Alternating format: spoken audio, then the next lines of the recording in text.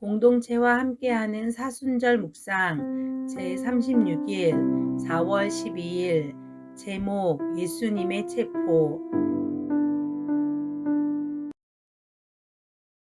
말씀하실 때 12 중에 하나인 유다가 왔는데 대제사장들과 백성의 장로들에게서 파송된 큰 무리가 칼과 몽치를 가지고 그와 함께 하였더라. 예수를 파는 자가 그들에게 군호를 짜 이르되 내가 입맞추는 자가 그이니 그를 잡으라. 곧 예수께 나와 납비여 안녕하시옵니까? 하고 입을 맞추니 친구여, 내가 무엇을 하려고 왔는지 행하라. 이에 그들이 나와 예수께 손을 대어 잡는지라. 예수와 함께 있던 자 중에 하나가 손을 펴 칼을 빼어 대제사장의 종을 쳐 그 귀를 떨어뜨리니 예수께서 이르시되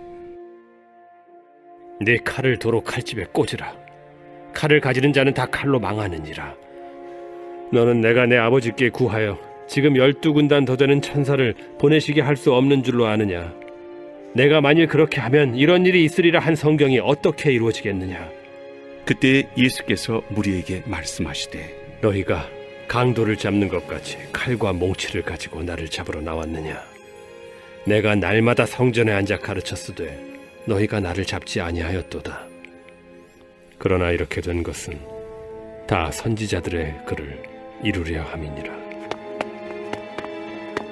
이에 제자들이 다 예수를 버리고 도망하니라. 예수를 잡은 자들이 그를 끌고 대제사장 가야바에게로 가니 거기 서기관과 장로들이 모여 있더라.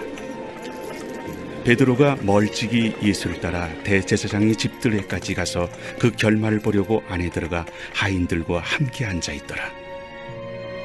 대제사장들과 온 공회가 예수를 죽이려고 그를 칠 거짓 증거를 찾으매 거짓 증인이 많이 왔으나 얻지 못하더니 후에 두 사람이 와서 이 사람의 말이 내가 하나님의 성전을 헐고 사흘 동안에 지을 수 있다 하더라. 대제사장이 일어서서 예수께 묻되 아무 대답도 없느냐? 이 사람들이 너를 치는 증거가 어떠하냐? 예수께서 침묵하시거늘 대제사장이 이르되 내가 너로 살아계신 하나님께 맹세하게 하노니 내가 하나님의 아들 그리스도인지 우리에게 말하라. 내가 말하였느니라. 그러나 내가 너희에게 이르노니 이후에 인자가 권능의 우편에 앉아 있는 것과 하늘 구름을 타고 오는 것을 너희가 보리라. 이에 대제사장이 자기 옷을 찢으며 이르되 그가 신성 모독하는 말을 하였으니 어찌 더 증인을 요구하리요? 보라, 너희가 지금 이 신성 모독하는 말을 들었도다. 너희 생각은 어떠하냐? 그는 사형에 해당하니라. 하고 이에 예수의 얼굴에 침 뱉으며 주먹으로 치고 어떤 사람은 손바닥으로 때리며 그리스도야, 우리에게 선지자 노릇을 하라. 너를 친 자가 누구냐?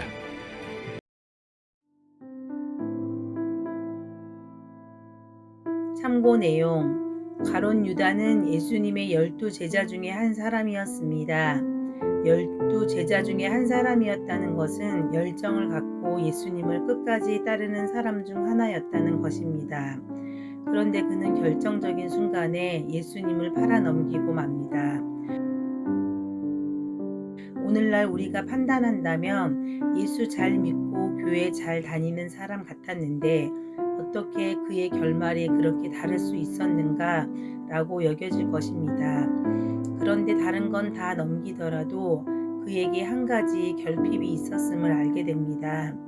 그것은 그가 예수님을 주인으로 삼지 않았다는 것입니다.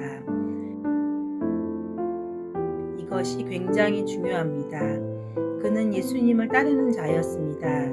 예수님에 대한 열정이 있었습니다. 예수님에 대해 기대감이 많았습니다. 그렇지만 예수님을 주인으로 삼지는 않았습니다.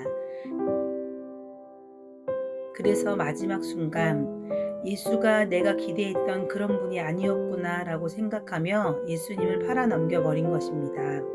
그는 자신이 원했던 예수, 자신이 필요했던 예수를 따랐기 때문에 실망할 수밖에 없었고 예수를 팔아넘기는 행동을 보였던 것입니다. 우리가 아무리 믿는 무리 중에 하나라고 할지라도, 그리고 아무리 예수님을 가까이서 따르며 그분에 대해 많이 안다고 할지라도, 그래서 사람들에게 인정받는 신앙인이 된다 할지라도 우리는 자신에게 물어야 됩니다. 나는 예수님을 주로 삼고 있는가?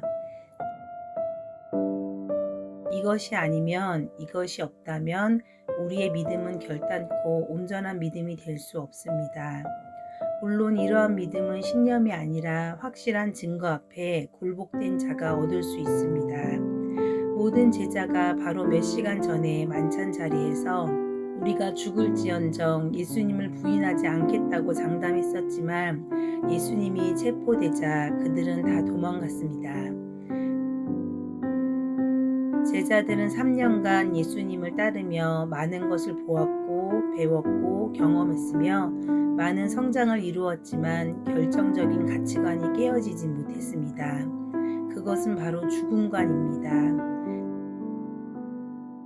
그들에게 죽음은 여전히 두려운 것이었고 피하고 싶은 것, 알 수 없는 것이었습니다. 이것은 어찌 보면 당연한 것입니다.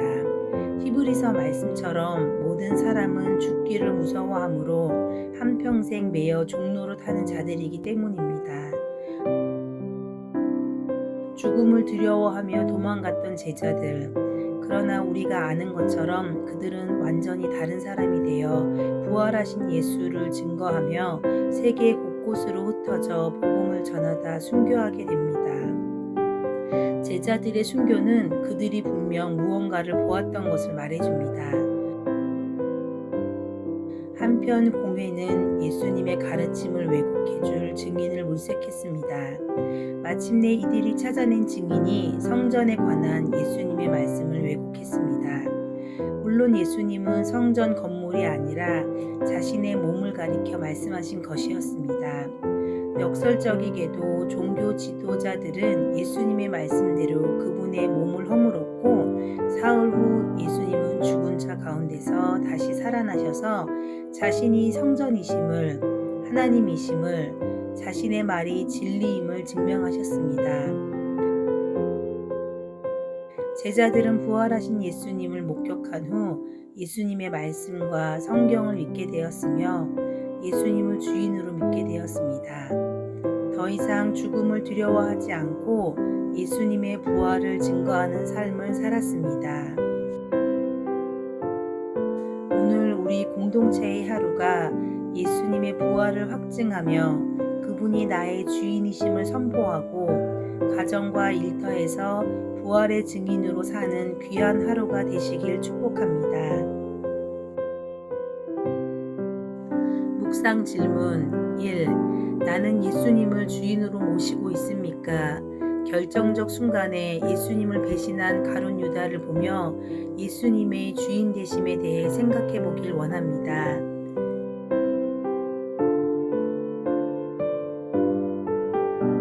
2. 제자들은 왜 도망을 갔습니까? 그렇다면 훗날 제자들은 왜 순교하였습니까? 이 두 사건의 간극을 설명하기 위한 가장 합리적인 해석은 무엇일까요?